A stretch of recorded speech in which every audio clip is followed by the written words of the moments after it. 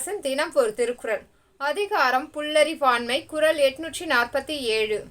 அருமறை சோறும் அறிவிலான் செய்யும் பெருமிறை தானே தனக்கு. குரு சிவயோகி அவர்களின் விளக்கம். அரிய கருத்துக்களை விட்டொழிந்த அறிவற்றவன் செயல் தனக்கு தானே பெரிய துன்பத்தை ஏற்படுத்தும். வல்லரசின் செய்தி துளிகள். முதலீட்டாளர்களுடன் முதல்வர் ஆலோசனை. ஸ்பெயினில் பல்வேறு முதலீட்டாளர்களுடன் முதலமைச்சர் ஸ்டாலின் இன்றும் ஆலோசனை மேற்கொள்கிறார். முதலீடுகளை ஈர்க்க அரசு முறை பயணமாக மேட்ரிட் நகருக்கு சென்றுள்ள அவர் அங்கு தமிழகத்திற்கு பல கோடி ரூபாய் மதிப்பிலான புரிந்துணர்வு ஒப்பந்தங்களை உறுதி செய்துள்ளார். தொடர்ந்து இன்று ஆம்போவால்ஸ், இன்கிராம், கோர்லாண்ட் உள்ளிட்ட நிறுவனங்களின் அதிபர்களை சந்திக்கும் அவர் தமிழகத்திற்கு தொழில் தொடங்க வருமாறு அழைப்பு விடுக்க உள்ளார். ஏப்ரலில் பயன்பாட்டிற்கு வரும் ஆம்னி பேருந்து நிலையம். கிளாம்பாக்கம் பேருந்து முனையத்தில் விரைவில் மலிவு விலை உணவகம் அமைக்கப்படும் என அமைச்சர் சேகர் பாபு தெரிவித்துள்ளார். கிளாம்பாக்கம் பேருந்து நிலையத்தில் புதிய காவல் நிலையத்திற்கு அடிக்கல் நாட்டிய அவர் வெகு விரைவில் ஏடிஎம் மையங்கள் அமைக்க நடவடிக்கை எடுக்கப்படும் என்றும் உறுதியளித்தார். மேலும் முடிச்சூர் ஆம்னி பேருந்துகள் நிலையம் ஏப்ரல் மாதத்திற்குள் பயன்பாட்டிற்கு வரும் என்றும் அவர் கூறியுள்ளார். சூடுபிடிக்கும் அரசியல் களம். தமிழகம் முழுவதும் திமுக தேர்தல் அறிக்கை குழு இன்று முதல் சுற்றுப்பயணத்தை தொடங்குகிறது. அதேபோல் அதிமுக தேர்தல் அறிக்கை குழுவும் இன்று முதல் சுற்றுப்பயணம் மேற்கொள்கிறது. இதில் விவசாயிகள், மீனவர்கள் உள்ளிட்டோர் கருத்துக்களை கேட்டு அதன் அடிப்படையில் தேர்தல் அறிக்கை தயாரிக்கப்பட உள்ளது. ஒரே சமயத்தில் இரு பெரும் கட்சிகளும் தங்களது சுற்றுப்பயணத்தை தொடங்குவதால் அரசியல் களம் சூடுபிடிக்க தொடங்கியுள்ளது. தேர்தல் பரப்புரையில் சிறுவர்களை பயன்படுத்தக்கூடாது. தேர்தல் பரப்புரைகள் கூட்டங்களில் சிறுவர்களை பயன்படுத்த இந்திய தலைமை தேர்தல் ஆணையம் தடை விதித்து உத்தரவிட்டுள்ளது.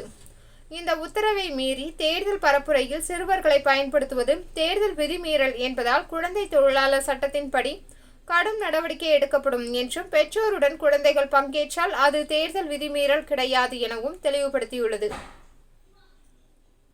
மின்வாரிய களப்பணிகளை கண்காணிக்க செயலி.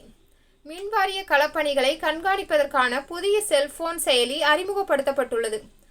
இதில் மின் இணைப்பை துண்டித்தல், மீண்டும் இணைப்பு வழங்குதல், பழுதான மீட்டர்களை மாற்றுதல், நுகர்வோர் அளிக்கும் புகார்கள் உள்பட 7 சேவைகள் தொடர்பான தரவுகள், புகைப்படங்களை பதிவு செய்வதோடு சரிபார்க்கவும் முடியும். மேலும் இச்செயலி மூலம் களப்பணியாளர்களுக்கு பணிகளை உதவி பொறியாளர் ஒதுக்கீடு செய்யவும் முடியும். சரித்திரம் படைத்த பவானி தேவி. பாரிஸ் 2024 ஒலிம்பிக் போட்டிக்கு தகுதி பெற்ற முதல் இந்திய வீரர் என்ற சாதனையை தமிழ்நாட்டை சேர்ந்த பவானி தேவி படைத்துள்ளார். பாரிஸ் ஒலிம்பிக்கில் ஜூலை 26 முதல் ஆகஸ்ட் 11 வரை நடைபெற உள்ளது. அதில் இந்தியா சார்பில் பவானி தேவி களம் காண உள்ளார். முன்னதாக கடந்த ஆண்டு சீனாவில் நடந்த ஆசிய சாம்பியன்ஷிப்பில் பதக்கம் வென்று சாதனை படைத்தது குறிப்பிடத்தக்கது. பாகிஸ்தானுக்காக உளவு பார்த்தவர் கைது. பாகிஸ்தானுக்கு உளவு பார்த்த புகாரில் இந்திய தூதரக ஊழியர் ஒருவர் கைது செய்யப்பட்டுள்ளார். ரஷ்ய தலைநகர் மாஸ்கோவில் உள்ள இந்திய தூதரகத்தில் உத்தரப்பிரதேசத்தை சேர்ந்த சத்யேந்திர ஜெயின் உதவியாளராக வேலை பார்த்துள்ளார். இந்த நிலையில் ISIS அமைப்புக்காக உளவு பார்ப்பதாக தகவல் கிடைத்தது. அவர் அதிரடியாக கைது செய்யப்பட்டார். தொடர்ந்து அவரிடம் என்ன மாதிரியான உளவு வேலைகளை பார்த்தார் என விசாரணை நடந்து வருகிறது. 99 பேர் மரணம். சிலி நாட்டில் ஏற்பட்டுள்ள காட்டுத்தீயால் உயிரிழந்தோர் எண்ணிக்கை 99ஆக அதிகரித்துள்ளது. தெற்கு மத்திய சிலி பகுதிகளில் பயங்கர காட்டுத்தீ ஏற்பட்டுள்ள நிலையில் அவசர நிலை அமல்படுத்தப்பட்டுள்ளது.